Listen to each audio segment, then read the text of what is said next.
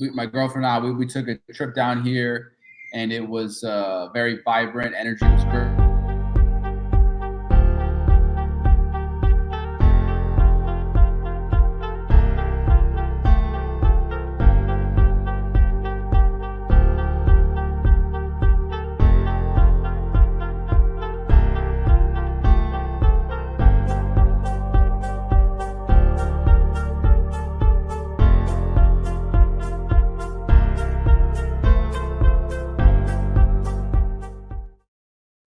All right, all good.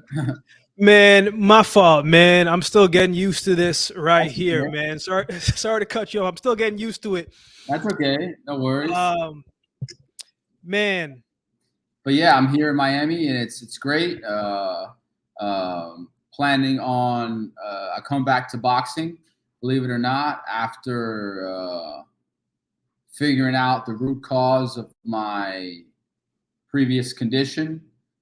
Which came from my neck, and saw this amazing doctor here. He like moved me, and then ever since he moved me, like my atlas got rid of my craniocervical instability, and literally just clicked into place. And then I may be getting these. I am getting these shots to like repair some impaired ligaments, but basically the answer was that I am fixable, restorable, and even tested it out, and it looks good. I'm a lot straighter. Before I was like that, so it's pretty wild. I wasn't even looking for it. I wasn't even asking for it, but so I've been training pretty hard last couple of months, and then gonna get these injections in July, and then hopefully all goes well, and be back in the ring pretty soon. Man, that's crazy, bro. That's so good to hear, man. And we're going to touch on a little bit of that of your story, man. For those that will tune into the live and will watch it later, I appreciate everybody that's taken the time to tune in. The numbers kind of jump in, kind of jump out, but they will definitely catch it on the replay. Man, shout out to everybody that has taken the time to tune in, all the members. Much love and appreciation to each of you, man. Special guest in the house today, man. Alex, we're going to get into a little bit of what we kind of touched on as far as the boxing sense of things, man. But for those that do not know you, and for those, this is a boxing community, man. So, this is what we do here. We talk boxing, we talk life, man.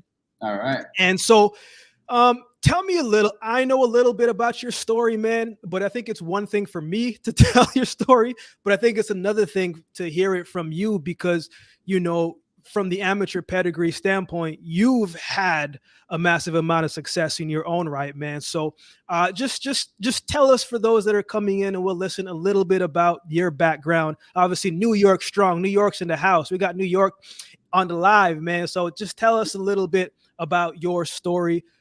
Because I've also read too, your dad was a prodigy learning from Teddy Atlas. That's right. Yeah. My dad was trained by Teddy Atlas.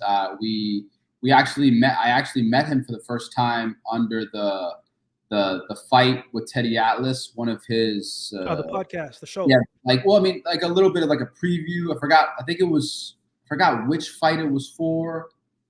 Maybe I can't remember, but we met him at Trinity Boxing, and it was like kind of like my uncle, like my old uncle, like uncle I never met, and then we just talked, and it was great. So my dad had told me about Teddy Atlas ever since I started training when I was 8 years old in Queens, New York. Lost Battalion Hall was my first gym. Shout out to Queens. Right, Queens, PAL, and I started boxing when I was 8 years old. He started training me after he saw I was being bullied by my first cousin. I was a bit overweight. Took me to the gym, started getting good, sparred my cousin who was bullying me, and beat him up a couple of times in a sparring match. And then it continued with it. I had a pretty good amateur career. I won the New York Junior Olympics when I was 16. And then I started getting these like weird feelings. Like I thought it was my head, but it was actually ended up being my neck, craniocervical syndrome. So just like nerve sensitivity that just didn't make me feel very good. So and then after I won the New York Junior Olympics, I went to the NYU Stern School of Business. I studied economics, School of Business. And then I was like, you know what? I think I want to go back to boxing. So I went back to boxing. I won the New York Daily News Golden Gloves. Actually, the same year as who we're going to talk about today, Bruce Carrington. I remember when I was going into the quarterfinals, I remember because I had sparred at his gym, and he was watching the fights. He wasn't fighting that day. He looked over at me. He's like, "Wait, what's up?" And I remember that because like him and I weren't too close, but I remember him saying, "What's up?" to me. And we both won that same year. 2016, last fight was the Barclays Center when I was 22, and then the sensitivity was still there. I never really fixed the issue, which was craniocervical instability. So worked in corporate, became a coach, boxing, health, fitness. Now my business is fully online.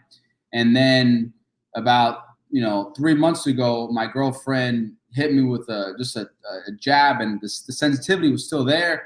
And just like, play fighting, her just hitting me. And then my dad's like, hey, you should follow up on this. Followed up on it. Saw one of the best chiropractors in South Florida. And he literally showed me after some high-tech scans what was the root cause. And it was my craniocervical instability. So he basically moved me. And ever since moving me, my skull has changed shapes, literally. Wow. I'm a lot more upright, even tested out, being hit. Symptoms, weren't there. Going to finish it off with some injections to repair some impaired ligaments. But ever since the adjustment, even though I wasn't looking for it, the fire has been reignited. And according to my doctors, who are some of the best in the world, it's my Ferrari is fixable. So, so now it's like, what am I going to do? What am I going to do? Not test it out. So, very happy to be back in the mix, and should be back in the ring pretty soon. And joining former sparring partners, from Cops and Kids. Never sparred Bruce Carrington, but he was a little bit too light for my weight class. But boxing is life, and it's a privilege to be here, and a privilege to be. I've taken a couple of laps, and now I'm back where I originally started. So very, very good to be here. Yeah, man, that's so good to hear, man. That's great news to me, because the last time that we spoke, boxing it was done. You know what I'm saying? So it's sport.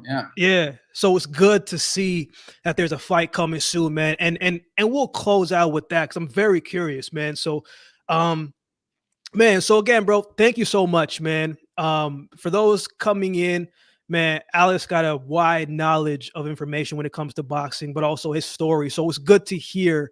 This was just a short version of a much longer inspirational story that Alex does share. So thank you for sharing that, man. And man, we'll talk about maybe that possible date at the end of the show.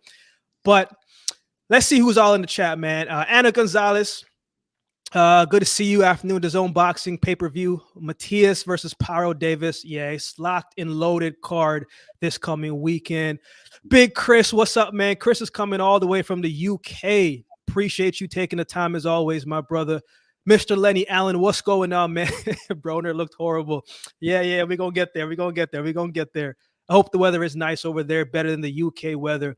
I know Miami, Florida is always nice, man. So I don't even got to say much to you over there. But yeah. I'm out in Eastern PA right now. I'm not in Charlotte, but I'm in PA right now. And it's pretty good. It's pretty good. Mr. Lenny Allen says, Mr. Garcia, good to see you.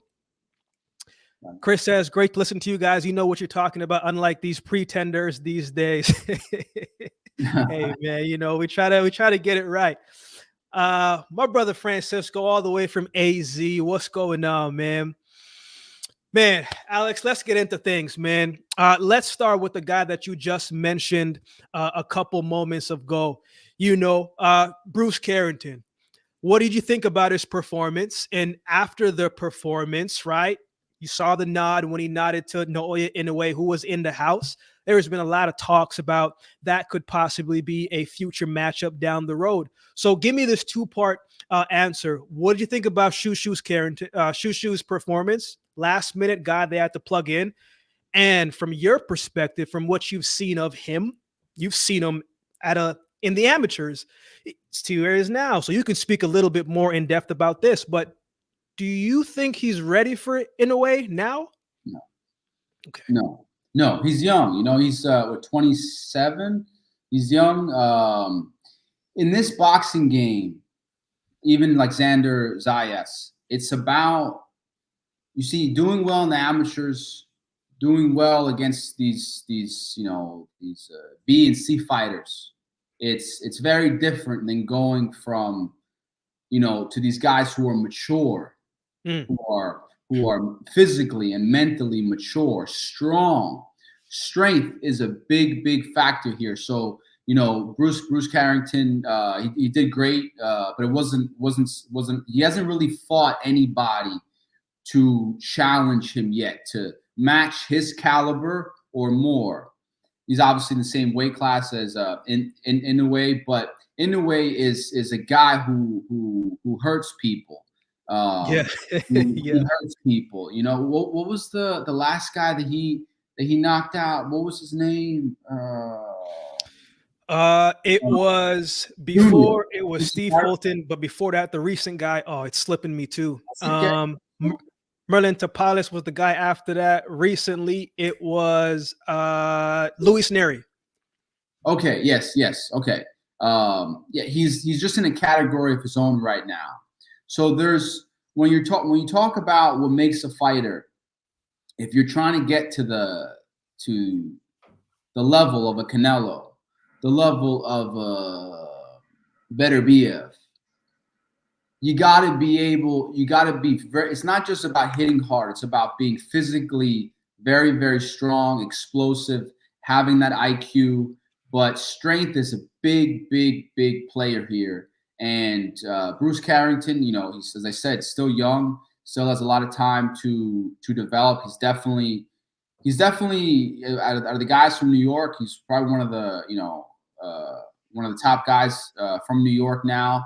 But I would say that what he should be working on before he fights a guy like Inoue is developing his physical strength, his power. You got to be a killer to beat a guy like Inoue. They only understand one language, and that's fire. Like Canelo, beating Munguia. Munguia has a motor, doesn't get tired, he's young, doesn't stop. But once you get to those A caliber guys, it's not just IQ, it's not just speed, it's everything, especially strength. When you talk about dominating in the pros, you need strength. You really need strength. Mayweather was one of the guys. I mean, he wasn't the strongest guy. He was pretty boy. He knocked people out. He was knocking people out. Yeah. Knocking people out. So I would say I want to see a lot more. Again, I would say that Bruce Carrington should fight more of a challenge than the replacement he fought this past weekend. Even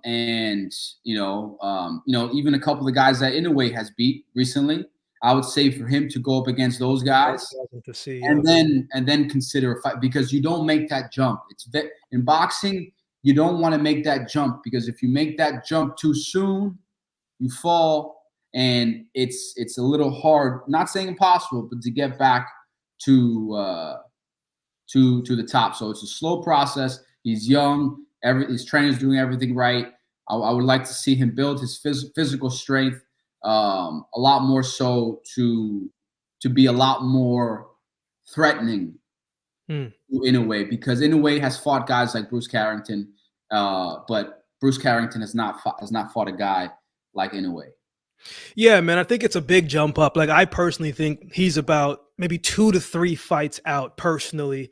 The one thing that I think Shushu has is the confidence. He's from that same area as Mike Tyson. Like, it's that tough upbringing, and you read a little bit about his story and you're just like, okay, this guy's seen some things, been through some things. And so I love the confidence and the grit and what he does possess. I think he has the makings to be very marketable, and to also be, you talked about that it and that toughness. I think he has that. But as you just said, man, Inoue's up here. You know what I'm saying? And I think Shushu can give him a great fight, but not right now. The risk. It's not necessary. It's not necessary. It's Inoue has time. Bruce Carrington has time. So if you're gonna get a chance at the Lion, make sure that you do it right, because you may not get the opportunity again. So if he's gonna win, if he's gonna fight him, make sure the way I was trained. Yeah. Old school. Fight like the fight that when you know that you can knock this guy out. When Bruce Carrington is at the level, when let's say next 2-3 fights against solid opponents, a couple of the guys that Inoue has beat recently, I want him to knock them out. And then, all right, I think we're ready. But again, it's not about your knockout. It's not about your record. Record doesn't mean anything. It does mean something, but it's who you fight in this game. It's who you fight and at what weight. So I want to see Bruce Carrington be tested for real before 2-3 times before he fights a guy like the number one, arguably the best fighter in the world right now. Chris V says, I was at the Zeiss versus Patrick fight on Saturday. Shushu had a good performance for a late switch. Definitely had trouble adjusting due to that Panamanian being a power puncher. Chris says, I've heard and seen Naoya Inoue is fighting on a Wembley Stadium card September 21st against MJ Akhmadaliev on a card headlined by AJ versus Dubois. That's a massive card. That's a big card. You know it's a big card. How was that? I didn't know AJ and Dubois were fighting already. I think it's in the discussion, but it's massive because you get like AJ's a big sell by himself. But now you have Inoue as, say, like an undercard. Inoue sells out places, especially in Japan, of course, but that's a great fight. Adames versus Gausha fight this weekend. Yeah, that's going to be a good one as well, too. Chris V says, I think it's too early right now for Inoue. On top of that, I think being vegan can affect him against a tremendous puncher like Inoue. Later down the road, he could have a good chance. We'll see. What do you think about that, man? Because I've been hearing a lot about that as well, too. Do you think that there's some merit to that, or it's just like that's just far left? Vegan? Yeah. He's vegan, Bruce Carrington? Yep. Wow. I mean, I tried vegan for about 2 years, but I don't know any hardest hitter of all time who was ever vegan. I'm pretty sure Mike Tyson ate his steak, George Foreman ate his steak, Tommy Hearns. There's advantages to being vegan, like keeping your body clean, this and that. But I think there's a lot of false information out there when it comes to eating, red meat. And although I love the idea that Bruce Carrington is trying to keep himself clean, you're gonna have to be a lion to beat a guy like Inoue. Okay, you're gonna have to be a lion. Okay, that's you gotta be literally just not obviously not size doesn't mean anything, but you gotta be a lion. And if you want to be a lion, you gotta eat like a lion, as they say. So that's a good point. I mean, that's a good point. Inoue is a monster. She's my friend. He's a lion, So yeah. I mean, that's a great point. Can being vegan? Timothy Bradley, I know, was vegan, but Timothy Bradley was built strong, but he didn't fight like Manny Pacquiao. I think there should be a lot more research done. But to my evidence, I think it's good to follow patterns of past fighters, especially those that you admire. Power punchers, and do it like them. Try not to change the script too much. But again, he's finding success. Again, I would like to see Bruce Carrington up against a lot tougher dogs before he fights Inoue.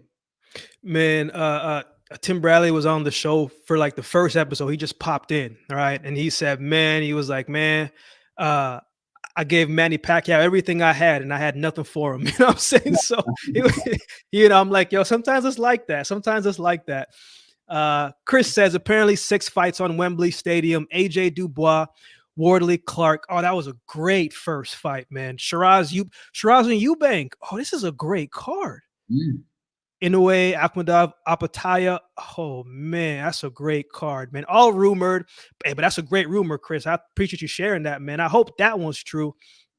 I was wondering if you could make a prediction video of Lewis Crocker versus Conor Walker. I will work on that one, man. I'll work on that one. Even 2 years from now, from Shushu is still food for Inoue. Shushu leaves himself open way too much. Carrington looks good, but he hasn't fought a top featherweight.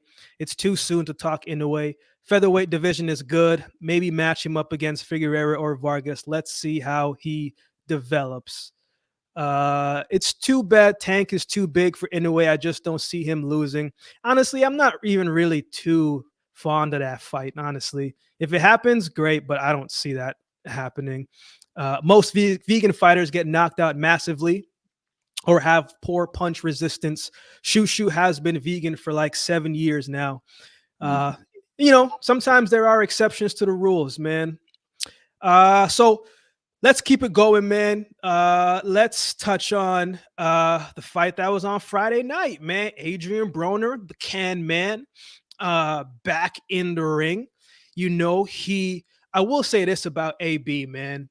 AB at his prime is what his name says, man, a problem. Like he was nice, but when I did the prediction of the video, I said, man, there are those, and as you know, Alex, there are those who box and they live the life, right? And then there are those who live the life, but they also live the outside life as well too. And in my experience, especially in the sport of track and field, where you have to be disciplined in your body, because what you do on the outside creeps in on the inside. And I was like, man, I don't know which version of AB that we're going to get.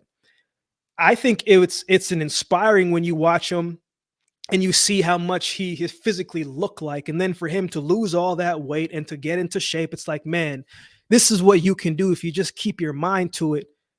But when he got into the ring, Alex, I wasn't expecting him to win the fight.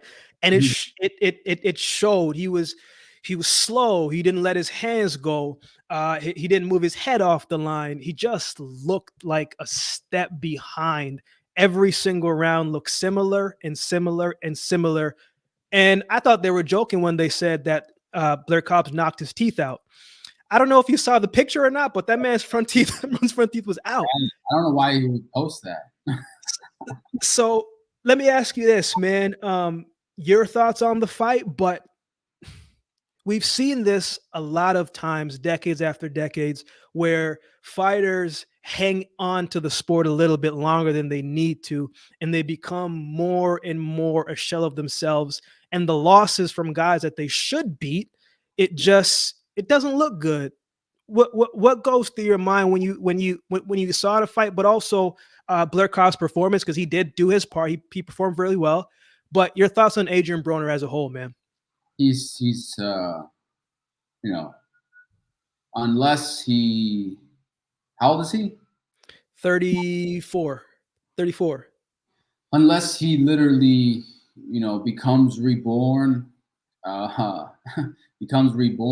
lets go of his old ways, which I just don't see him doing, and rebuilds himself from scratch.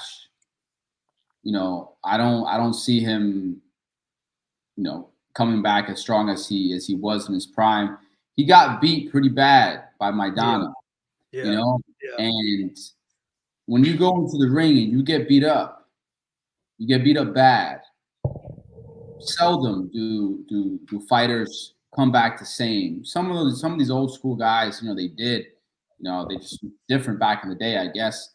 Tommy Hearns, when he lost to Sugar Ray Leonard, still came back knocking people out. But Mike Tyson, he got beat by Buster Douglas, still came back, very strong, but he got beat bad. And some people have more of a tolerance than others. And I just don't think that he's fully recovered since that loss. And and it's hard to reinvent himself. So, which is why he keeps hanging on. But I don't see Adrien Broner as he's that, in my opinion, he's over the hill. Unless, as I said, if he becomes reborn like George Foreman at 40 years old, coming back in the sport of boxing, and you really you got to let go of the ego. And I still see him holding on to that AB, to that, you don't. He's gonna have to become a man of God, like George Foreman did. He's gonna have to surrender. He's gonna have to, really let go of his old ways. Start training in the mountains by himself. Training with bears and start meditating every day. I'm just trying to give you. I don't know if there's an exact way to do it, but work with a coach, work with different coaches. But you see, ego. When you hold on to ego, when you hold on to I'm the man, I'm this, I'm that, you're nobody. Everybody can get knocked out in the sport of boxing. And if you hold on to that ego, somebody is going to take it out of you. Somebody's always going to take, because the right fighters in the sport, Canelo, Inoue, Usyk, Lomachenko, all men who are humble, who do the work and don't really have that ego, which is why they're so good, because they constantly reinvent themselves. They constantly get better. They don't just rebuild the same pieces. They constantly get better. But only some fighters are able to do that. Deontay Wilder is one of them. Still hold on to that ego. I'm going to stay where I am. I'm going to stay the way I am, but you're going to keep getting beat. You're going to keep getting beat, So, as I said, he's over the hill unless he becomes reborn, if he wants to do that. But it's not easy to comprehend. It's not really, it's not an easy thing to do. And you got to have the right people around you to tell you, but again, even the right people around you sometimes won't even change you. Yeah. This wasn't a sport you play with, because if you keep getting to ring, keep getting hurt like that, could have, everlasting effects. Yeah, I'm never one to tell someone when to hang it up. That's on them, But this is he got dominated, man. I maybe gave him one round, and that's just me being generous. It didn't look good. I also read something today that he's not going to retire. He's going to try to fight a little bit more. And if that's the case, more power to you. But, sometimes you have to know when to take a different approach. Maybe you don't do professional boxing. Maybe you do exhibitions. If you change and you split the motive of it. But I don't think AB is ever going to be the same. I think he's done. Personally, I'm not saying he can't win fights, but at that elite level, I'm going to need to see exactly what you said, a complete turnaround for me to believe again. But yeah, man, just want to get your thoughts on that, man. Let's actually move forward to some of the fights that's happening this weekend, because we got a lot of great fights happening in a great card. I actually want to start here, man. David Benavidez and Alexander Gvozdyk, a guy that Teddy Atlas coach, Gvozdyk as well too. There's been a lot of mixed feelings about this fight. One, David Benavidez, many people think he's fighting at 175 for the first time. That's not the case. He's actually fought at 175 earlier in his career for at least 2 to 3 fights, but he settled in at 168. So he's going back up. So it's not his first fight there, first in a while. And then the other thing that I think people also forget too is, Gvozdyk did take a big break off from when he fought Beterbiev, but he did fight 3 times last year. The thing is, it just wasn't the greatest competition, but he still fought 3 times last year. What do you think about this fight, man? How do you think this one goes, man? This is the toughest fight of Benavidez's career. Absolutely. Not for Gvozdyk, who fought the baddest man on the planet, Beterbiev, who he actually gave hell, went to war with for 10 or 11 rounds. Benavidez is actually training at my gym here in Miami. So I'm training a couple of times. I met him. So you ever see Rocky 3? Yeah. Remember when Rocky Balboa is training for Clubber Lang and he's a celebrity, he's getting up there, he has cameras, this and that, and Clubber Lang is this hungry dude, right? Just like training in the darkness. I've seen Benavidez. It's going to be an interesting fight. I've seen Benavidez train at the gym, here in Miami, with a lot of cameras, a lot of fans. Up until about a couple of weeks ago is when, or maybe less, is when he actually went to like a private place. But he's never fought a guy as big and strong, as skillful, as hungry as Gvozdyk. Okay, so Gvozdyk has fought Beterbiev. He gave him hell, man. If you watch that fight, what a tactical fight. And it was a close fight. Gvozdyk hurts people. He put Adonis Stevenson in a coma. Top 5 light heavyweight, retired him. Mm-hmm. He hurts people. He's not a guy. He's not a boxer. I mean, he boxes, but he hurts people. So, and he's big. The Mexican Monster was the Mexican Monster at 168, fighting small guys. Andrade, Caleb Plant. Gvozdyk is bigger than him. Benavidez didn't stop Caleb Plant.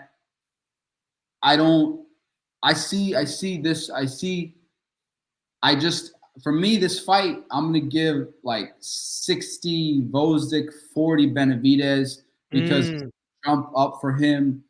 And I'm not the only one who thinks like this. Even Teddy Atlas said this exact words. I love Benavidez. I love his father. I love his hard work. I love him going up to 170. I still think he gets beat by Gvozdyk. Those are his exact words on the whatever. So, but these Russians, these Eastern Europeans, they don't care. They don't care who you are. They don't care about your name. This sport has turned into such a popularity contest. All right, you're more popular, so I'm going to go with this guy. This guy has been off for a couple of years. He had 3 fights last year. He knocked pretty much. I don't know. I know he knocked the last guy out. 2 out of 3. 2 out of 3. 2 out of 3. He puts people to sleep. You understand? And as I said, Gvozdyk has felt the pressure, the power of a guy like Beterbiev, a guy like Adonis Stevenson, who was knocking everybody out at light heavyweight. So he's going up against a guy who's coming up smaller, who's a bit, in my opinion, predictable in the way he fights. And yeah, he's 36 or 37. Usyk's 37. Beterbiev's 40. Crawford is 36. So I'm not going to put age as a real factor here. I think that Gvozdyk took some time off, had a war with Beterbiev, did the right thing, rebuilt himself, as I said, what Broner should have done, rebuilt himself, be smart. And he's coming out of the same camp that Usyk fought out of, that Loma fought out of, that this other Ukrainian fighter. They're 3-0, these Ukrainians. And they're countries at war. Mm-hmm. I'm telling you, I have a feeling that Gvozdyk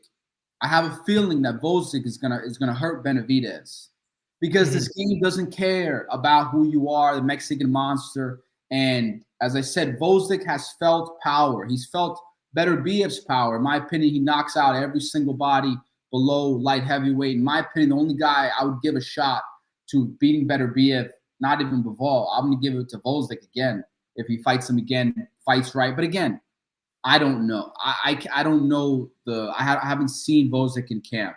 I've seen Benavidez in camp with cameras and stuff like that, and, all over the place. I don't think he's taking it seriously. as he should. He thinks he's going to come into a light heavyweight division and beat these big boys, these big Soviets who don't really care what you call yourself. And talking about Canelo, Gvozdyk wants this fight. In my opinion, Gvozdyk is going to come in this fight the best he's ever been, in my opinion. Yeah. So I'm not gonna say Benavidez can't win. I mean, this is boxing. Anything can happen. But based on the statistics, based on what I know about both fighters, Gvozdyk has one loss against the baddest man on the planet. Beterbiev knocks out Benavidez in under 6 rounds. Okay, Beterbiev knocks out anybody besides maybe Gvozdyk if he does it right. And Terry Alves even said that it was his fault that he lost the fight because he didn't train him right, whatever. But these guys hurt people, big boys who really come to hurt people. And just as Chris Welsh said, Benavidez always looked huge at super middleweight.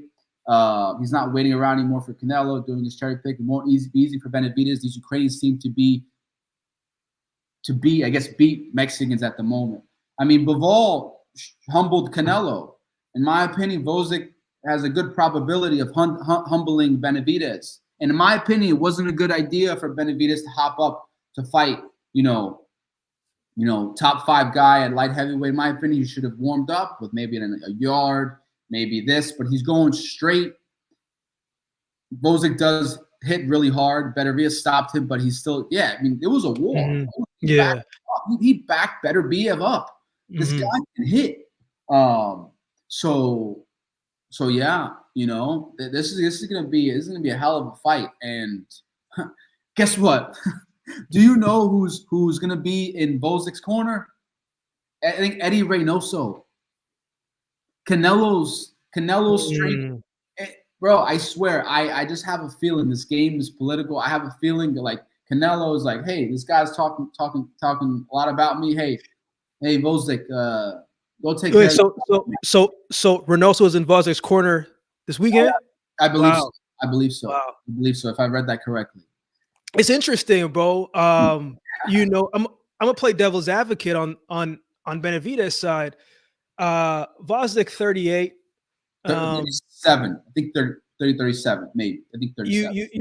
You talked about sometimes the losses, they don't always recover so well from it. And he just Beterbiev, as you said, hurts people. You know what I'm saying? Like the man's got these heavy hands. At this age now, you have Benavidez coming up. He's younger. Yeah, he doesn't have the footwork to do certain things, but what he's really good at is the combinations and the pressure. At 37, 38, do you think he still has the legs? Because he was very dependent on his legs against Stevenson and against other cats. Do you think the legs are still there? I do. I have not seen a hole in Gvozdyk's performance other than the assumption that he's not the same. Yeah. It's an assumption. You don't know it yet. If I do see it in the Benavidez fight, I'm going to be like, okay. But I don't see Benavidez bullying a guy who's a natural light heavyweight, big dude, strong, not just hits hard. This guy is strong. I don't see him he's strong. Mexican monstering and swarming. I see Gvozdyk keeping him on the outside. Everything changes once you feel that jab when it feels like a right hand. Everything changes. Caleb Plant doesn't have that. Andrade doesn't have that. All these little guys who Benavidez' fight doesn't have that. But once he feels that jab, it's going to be a lot more cautious to go in there and start because Gvozdyk doesn't play that. You're not going to do that to Gvozdyk. He's going to catch him. He fights. He throws his punches from here. I see Benavidez getting caught. I see Benavidez at least once. And I think once is all you need. I think Benavidez is not Beterbiev. No. And they went to war together. Gvozdyk got tired when he fought. He didn't get knocked out. He didn't get fucking knocked out like Caleb Smith or Yard. He just got tired. He got overwhelmed. So if Gvozdyk can take those shots, and if he's not permanently damaged, what I don't think he is, I see Gvozdyk hurting Benavidez, man. And again, I don't play favorites. I don't do favorites. I just know math and I know science. And Benavidez is fighting the first guy who is bigger than him, stronger, more skill. He has like 300 amateur fights. Benavidez has like 15 or 20, something like that. And this guy wants it, man. He's bringing home the belts to Ukraine. Well, not for this fight, but potentially the next fight. Ukrainians have won 3 already. They've had a nice little year. They want it, and this would be the anchor. This would be the sweep, and I'm telling you, I'm gonna stick with Teddy Alice on this one, even though fair enough.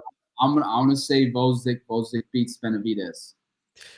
Brother Mexico says, "Are you picking Gvozdyk?" Yes, sir. He just did, my brother. He just did.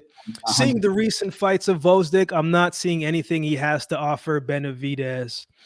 Winner of this fight faces winner of undisputed fight, according to Turkey. Turkey wants to make Canelo Crawford, which is a fantasy money fight. Yeah, I think that's a big fantasy money fight.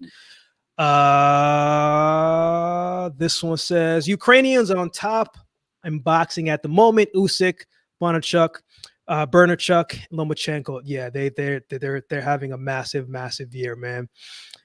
Man, let's keep it pushing, man. One thing is for sure, though, Alex, this is going to be a great fight for however long it lasts, or if it lasts the full distance. I'm expecting both men to be the best version of themselves, and you know it's going to be a war. This could be fight of the night, in my opinion. Let's keep it pushing. Let's talk about the main event on that same card, man. We're talking Gervonta Tank Davis versus Frank the Ghost Martin.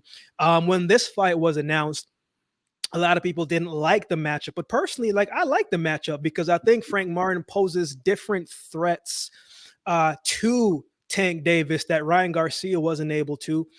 So this is going to be very interesting, very different. What do you think about this fight, man? How do you think this goes?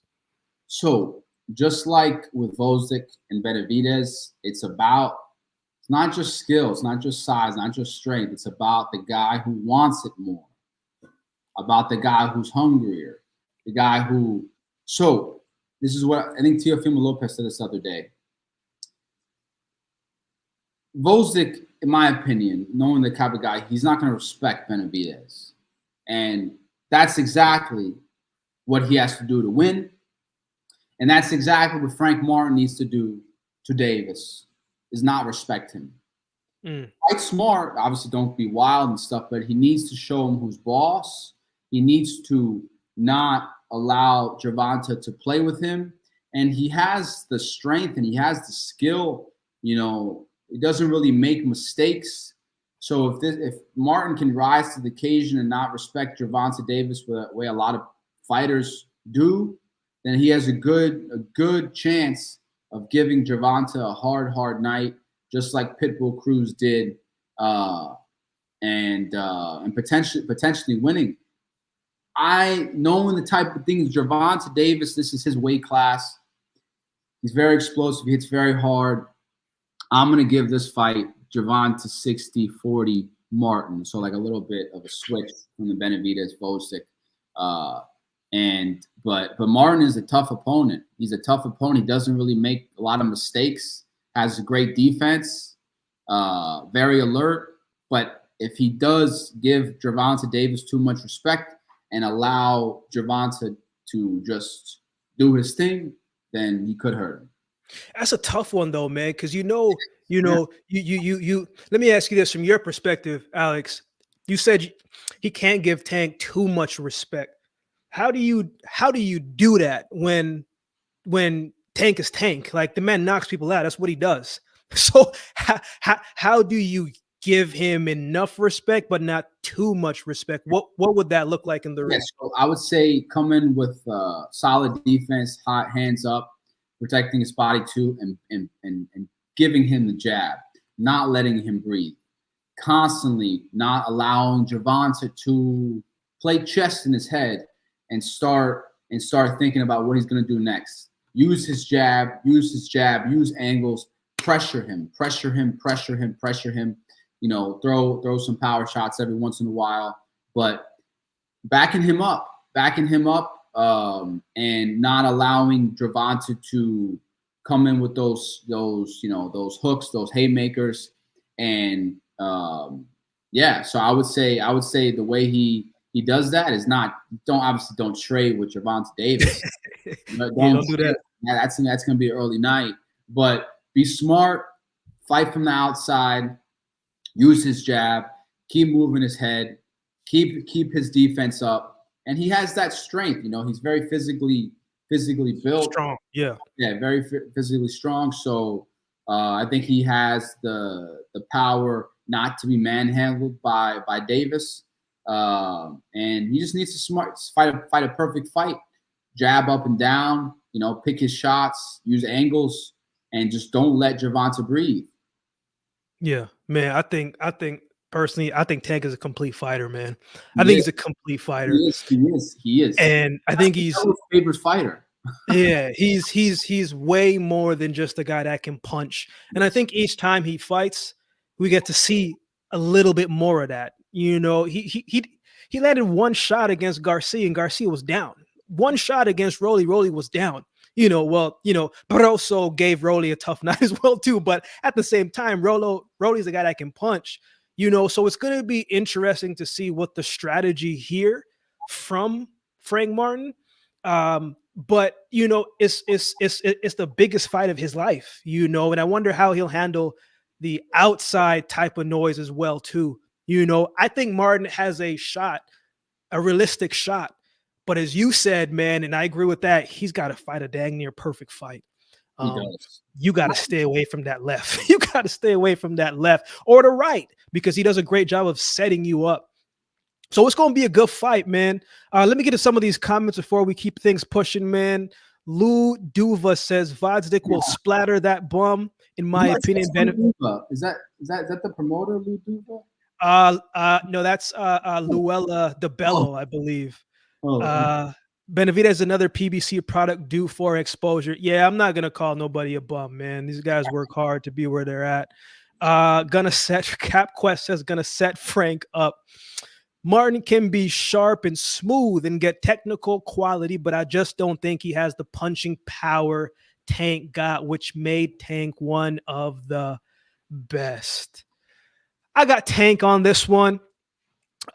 This might play out the same way as the Davis versus Hector Garcia fight, with extra display of high skills from Frank Martin's side.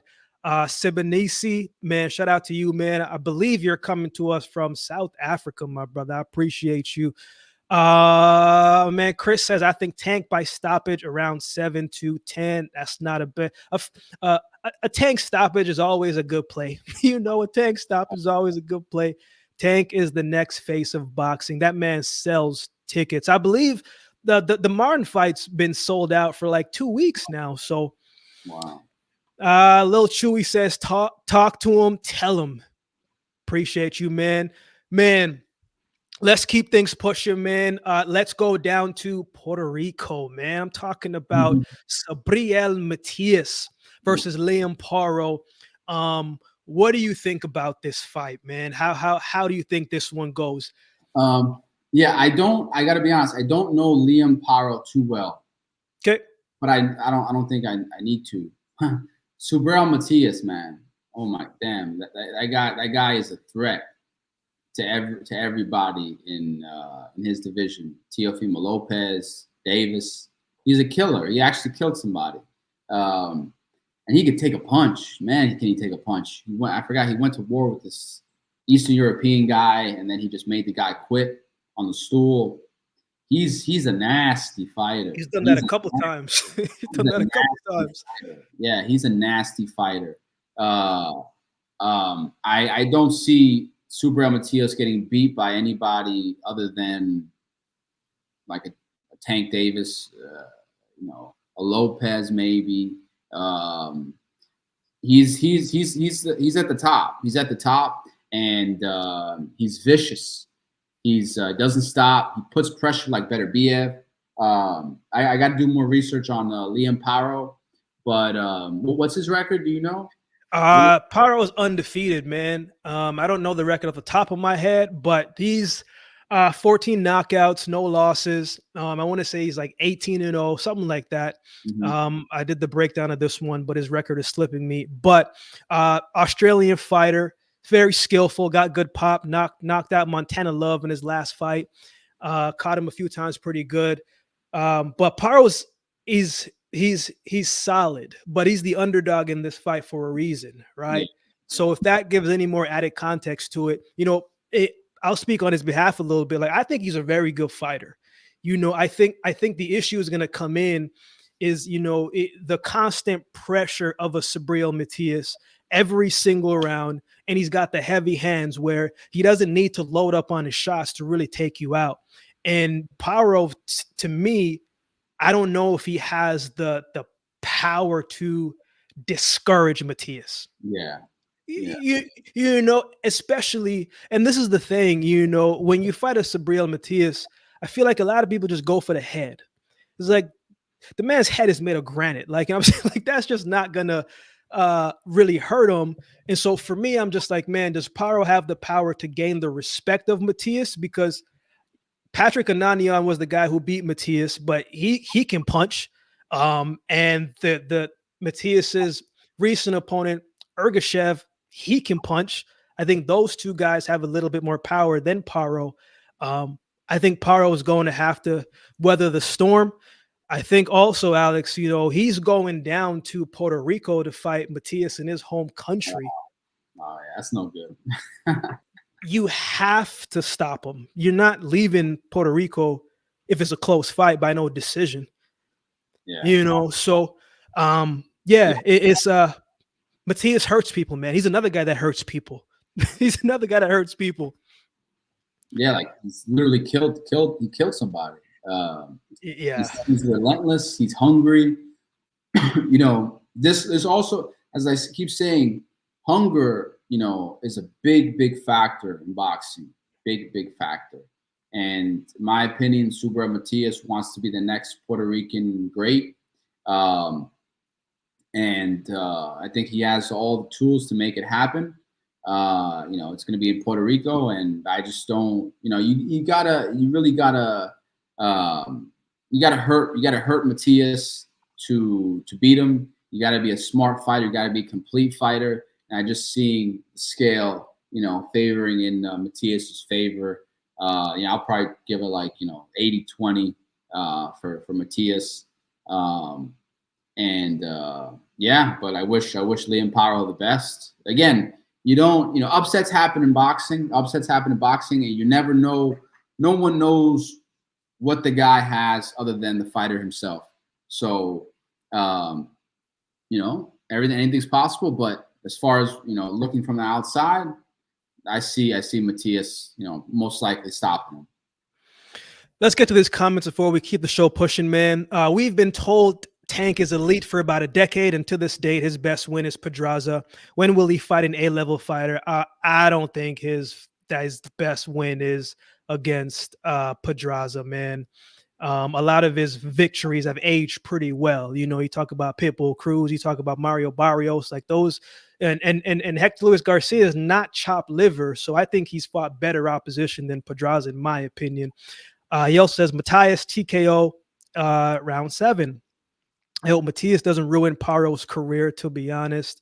Parro spars quite a bit of elite boxers. Yeah, he does. He sparred Shakur Stevenson, Devin Haney, and Pitbull Cruz. So he does have, I think, some of the makings to make it a difficult fight. But as we kind of agree, Alex, I think it's just going to be tough to keep this man off of you for 12 rounds, man. Matias would walk dog Twink Davis. Man, I'm not going to say none of that. Matias 7th round. Matias don't get talked about enough. Unreal fighter. Once he puts pressure on you, that's done. Our super lights in the UK got no chance versus Top Dog. Simple as the Matias is one of the top dogs. That man's a problem. Much respect from South Africa. Paro is a watchable boxer, but he is in for so much pressure from the boogeyman in Matias. Paro is going to be taken out by KO. I'll say this once. People will be surprised how easily Gvozdyk beats Benavidez. It will be brutal. You have all been tricked into thinking Benavidez is much better than he is. Yeah, I don't agree with this whole being tricked about anything, man. In the sport, you can only judge it based on who they're in the ring with next. And I don't like this whole you've been tricked and they're not this good. I hear fighters say that all the time, Alex. Oh man, this guy's a bum. Like Tank was calling Martin a bum and he wasn't this good. I was just like, well, then why are you fighting him? You know what I'm saying? So I don't like none of that.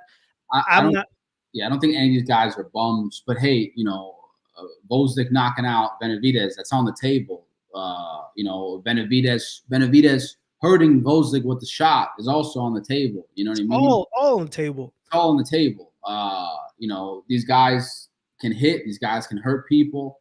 But it's definitely, I wouldn't call, Benavidez is, my opinion would give Canelo problems. I think Gvozdyk is more of a challenge than Canelo. Definitely. I think Gvozdyk, I don't think Canelo would fight Gvozdyk. Hell no. I don't think he would fight him. Especially not after what happened with Bivol. Yeah, no.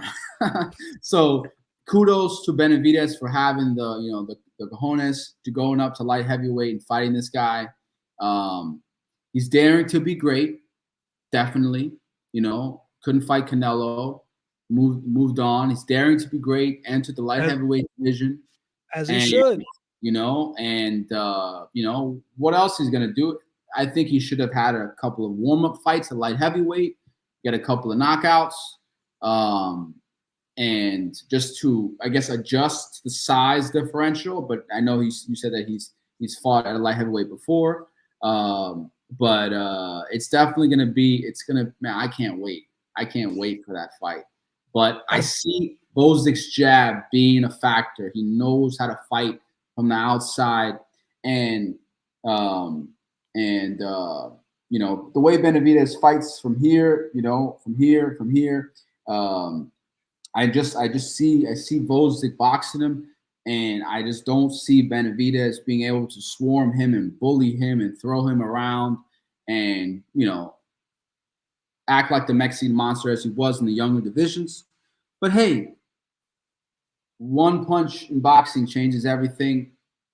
I'm just going with what I see from the outside, but it's definitely going to be a hell of a good fight. And I think Martin Gervonta is going to be a hell of a good fight. May the best man win, Yeah. Francisco says the ESPN crew is trying to crown Xander Zayas as the next big Puerto Rican star. But could it be Matias instead? He's achieved more than Zayas at the moment. But Matias is 32 and Zayas is 21. And I think that's part of it right there, my brother Francisco. Yeah. I think the age difference is like this in track as well, too. And I also think the other thing, too, is Xander Zayas is probably a little bit more marketable because he can speak English a lot clearer. Matias is still trying to, he can throw a little bit here and there. Yeah. But as far as marketable standpoint, man, I just think they're pushing Zayas because he is younger. He's a good-looking kid. He's got good skills, talented, undefeated. Been pro since he was a teenager. Speaks very good English, and he speaks Puerto Rican. So it's just like it makes sense. But it's tough not to think that Matias is really the one to be like, man, you just got to put this guy up there as well too. But both good fighters, man. Lex Luthor says Tank.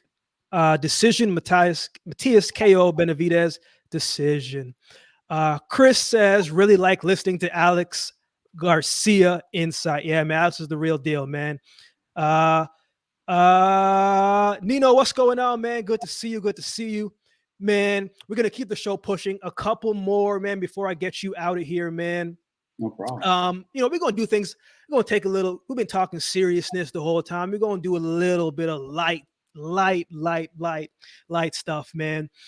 You being from New York, Alex, man, New York's got some really good boxers, man. You know the history of it. You know how many the mindset, the mentality of New York in itself.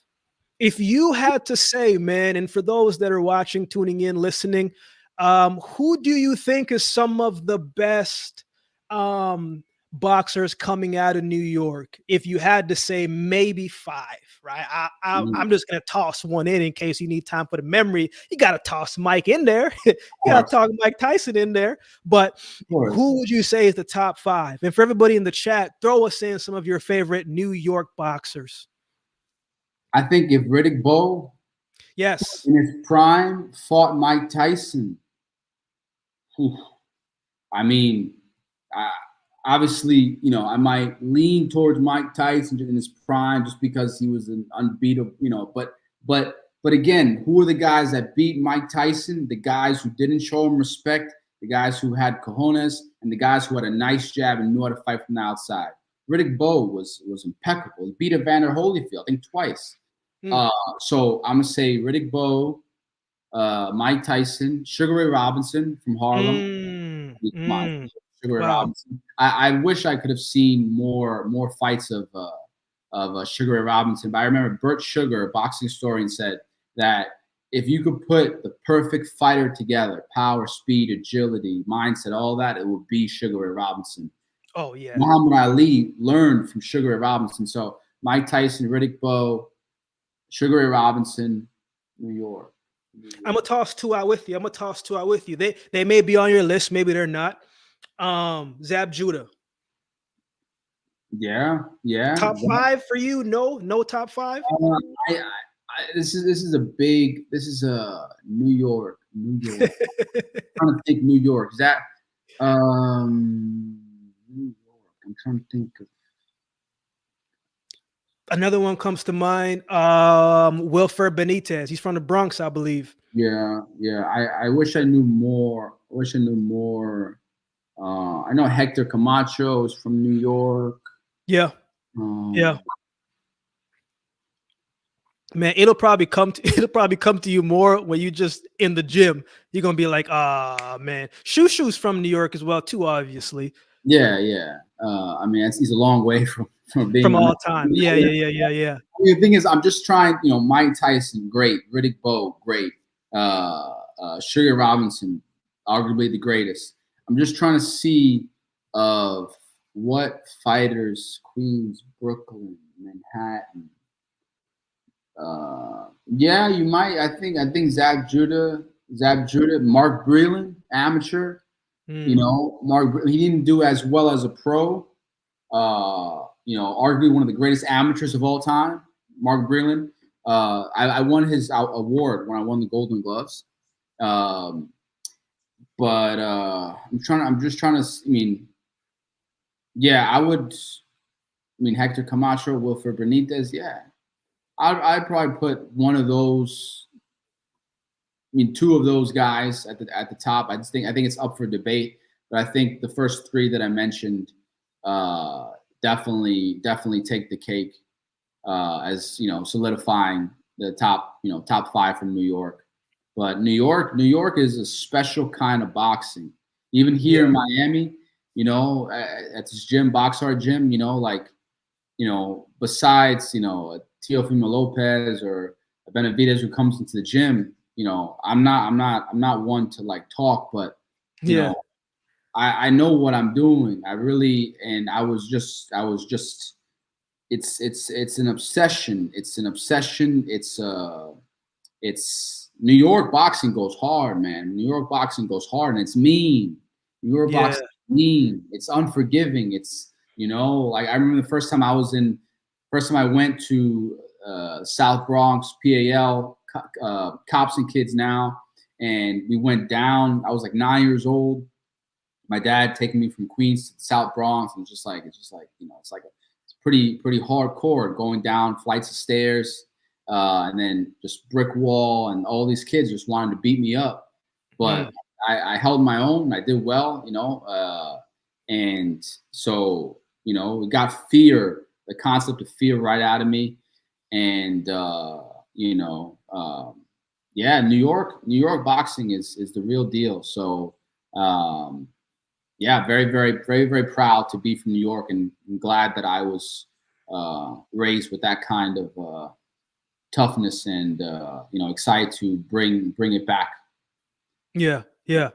Man, let's get to these comments before we close out with one more topic, man. Man, Chris says, you're there for boxing ability. That's it. None of this. You're handsome. Man, you'd be surprised how much the marketability of things, that does play a massive factor. I realized that the hard way in track and field. Sometimes it's not so much about, the skill. It's there. It should be that. Yeah. But sometimes you got to have the look. And when you have the look, especially, it's a business more than ever. And Xander Zayas smiles. Matias does not. So,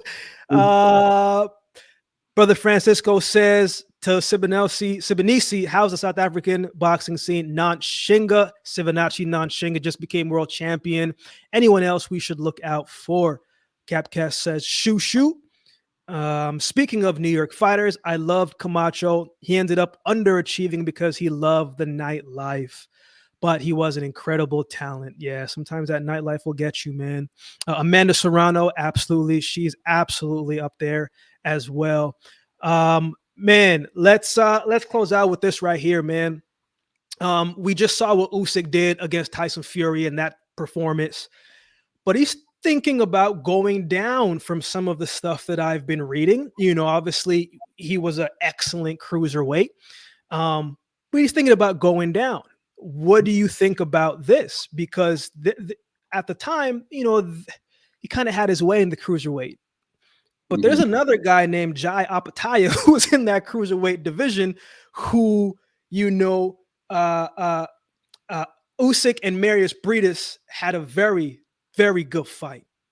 Apataya just beat Briedis twice. What do you think about that fight and that possible matchup, man? What do you think about Usyk moving down, and possibly a future matchup with Apataya? How does that sound to you? Well, I think his natural weight is a lot more at cruiserweight. I think skill is just he always, like Teddy Atlas said, he always finds a way to win. I gotta do more research on Jay Apataya, but I think it's an easier fight. And if he were to fight who just knocked out Deontay Wilder. Zhang. Yeah. Oh my God, that guy is huge. That guy is huge. He's a mean dude. He's a mean dude. No, I'm telling you. He is. I think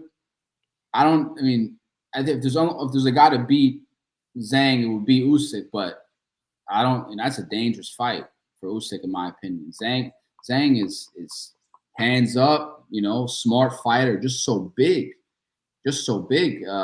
And I think I would like to see Tyson Fury if he keeps fighting against Zhang. But I think it's more about him just wanting to go up and clean out the division, clean up the heavyweight division, get the belts, and he might be having a hard time holding that weight up, and probably just fights more comfortably at cruiserweight. But I got to do more research on Jay Apataya, but from what I've been hearing, he's definitely a threat, but I would put more money on Usyk beating Jay than Usyk beating Zhang, even though I think he can do it all. This guy always finds a way to win, but I just think it's just a matter of being more comfortable at that weight class. I'm sure it's a lot of food for Usyk to eat to maintain heavyweight. No, seriously, Yeah. He probably has to eat a lot, and he did it. He beat Fury, collected the belts, and was like, hey, you know what? I still want to keep boxing, but I don't want it to be as strenuous and as demanding. So let me just go back down to cruiserweight and have some more fun. That's how I see it. Man, I know we said we close it on one more, man, but I want to ask you one more thing, man. And it's a fight that was rescheduled, and it's going to happen a little bit later. And I'll probably have to have you back for this one for the post-fight recap as well, too. We're talking about Dmitry Bivol and Artur Beterbiev, man. What are your thoughts on this fight? And how do you think this one goes? So I saw Bivol fight Canelo again recently on YouTube, and if I switch Canelo with Beterbiev, this guy Beterbiev is just a wrecking ball, man. He just doesn't stop coming forward. He's relentless. He's like a magnet. Just you're here, just he wants to get close. He wants to get close. He wants to get close. When you're not close to you, he's not boxing. His pressure is fascinating. His pressure is fascinating. And if there is a guy to beat Beterbiev, I would probably say it's Gvozdyk or Bivol. I don't want to see Beterbiev in there with Benavidez, because Benavidez, in my opinion, is just going to get hurt. So, but but I see Beterbiev. I would put money on Beterbiev and that he stops Bivol. Even though Bivol, as I said, not even, man. I don't see him outboxing him. This guy doesn't care what you throw at him. He just keeps coming. And I just don't see. I see Bivol having the most uncomfortable fight of his life. Hey, if Bivol has a lot more power in this next fight against Beterbiev, he's working on his power to back this dude up. You better be doing something to keep him off of him, because only language Beterbiev understands is juice. So, So if Bivol brings a lot more power, a lot more viciousness, and is able to keep Beterbiev off of him, which I don't think he will do unless he does something different and extraordinary. But the Bivol that beat Canelo is going to get knocked out by Beterbiev. He manhandles people. He's mean, dude. He gets on the inside. He just is relentless. He's an old school fighter fighting in today's time. Yeah, that's good. That's a good look. So, but again, if there is a guy to beat Beterbiev, hey, he's approaching 40. He just had a knee surgery. I don't know. If this stuff slows him down, then yeah, there's a chance. If his age catches up, if he turns 40 overnight, turns old overnight, if his knee isn't there, if he's not, but the Beterbiev that I've been seeing beats everybody below light heavyweight, like not even close. Low Clarity says Zhang is good. Yeah, Zhang's a big dude, man. I still have Beterbiev for the win against Bivol. JP Farley, good to see you, man. He says Oscar Collazo was from New York. Yeah, he's from Newark, if I remember correctly. I was glad that he got the fight that he got in his last fight against Zapata, man. He almost got himself in trouble, but at 105 pounds, man, I think Collazo is the best out of all of them, in my opinion. Ryan Frazier, what's going on, my man? Good to see you. Thank you for taking the time to tune in. Andre Pennant says the Michael Hunter versus that was terrible. You're absolutely 100% boring fight. And I'm usually not someone to even say that, but it wasn't the most engaging fight. Alex, man, before we close out, man, at the beginning, you talked about be back in the ring soon, man. Do you have any dates possibly that you're thinking? No dates as of yet. I would probably, all goes well, I'll probably start sparring in, end of the summer. And, once everything is going smoothly, stopping guys in the sparring, then we'll, set up the first fight. It's pretty easy. My dad and coach has a lot of connections in New York. So, before my adjustment, before this, as I said, boxing was the idea of boxing was done. But for some reason, I feel like God, not for some reason, I know why. God wants me to be back and to show him a great story and to show the world how powerful he is. Before it was just me my dad and I in boxing. Now it's my dad, God, and I. And when God wants to do something, miracles happen. So, Absolutely. and I feel it more than ever before. I feel meaner than ever before in a good way. And I just, I can see the path. I see clarity. And hey, if Vinny Pazienza can get a broken neck and come back to boxing, become a world champion, and then there's no reason why, me and my previous, my opinion, minor neck injury is not enough to. But again, everything happens for a reason. I've matured.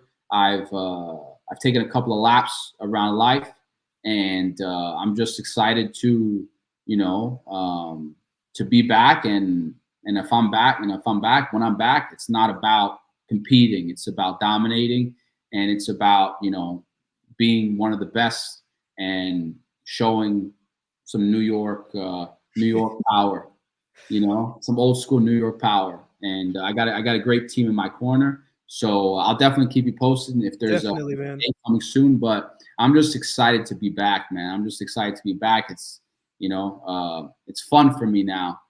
And, end of the day, if you want to do well, can't be for the money, can't be for anything else. It needs to be for yourself. It needs to be for the fun, for the love of the sport.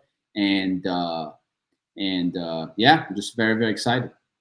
Well, man, the Golden Glove champion is still inside, man. He ain't leave. So it's good to see you back in the swing of things again, man. As I said, this was, breaking news for me because from our last conversation, boxing was finished. So it's good to see you back in it, man. And I'm a firm believer, if we can have our plans, but sometimes God makes you another plan and says you got to be obedient. And I'm looking forward to seeing what's next for you, man. I'm excited for you, man, because if you had success in the amateurs, you can do it again at the professional level and moving forward, man. Being the amateurs was baby you. baby me. There's a little kid. He's a little kid, and I was scared. I was not confident. I was having my head low. I wiped the Golden Gloves, just easily, so. Me at my best. God wants me at my best. I'm listening more than ever. It wouldn't be close. It wouldn't be competition. So, but again, potential's there. Now it's about putting in the work, doing everything right, and not taking any shortcuts. So, hey, I'm just excited. I'm having fun. Man, thank you everyone for taking the time to tune in, man. For those that were on the live with us for the past hour and 17 minutes, man, I really appreciate it. Again, on a Monday, you don't have to tune in, but I do appreciate you guys taking the time to tune in. And Alex, thank you for taking the time, man. I know it's kind of last minute I reached out, but man, as I said before, I always appreciate and respect your perspective in the sport, but also how you look at the entirety of boxing, man. And it's good to have you on. And man, we're gonna have to get you on a couple more times throughout the time, man. And thanks again, man. And before we close out, if for those that want to follow you, man, what's the best way for them to find you? The best way to follow me is on Instagram. One word: I am Alexander Garcia. I am Alexander Garcia, just like how my name is described. I am Alexander Garcia on Instagram, and yeah, I'm not posting as much as I used to. Just getting a lot more serious on what I'm doing on the outside, but I'll definitely have some updates for you there. Everybody, seriously, thank you all for taking the time, man. And that's the weekly show number 19, and we'll definitely see you guys next week.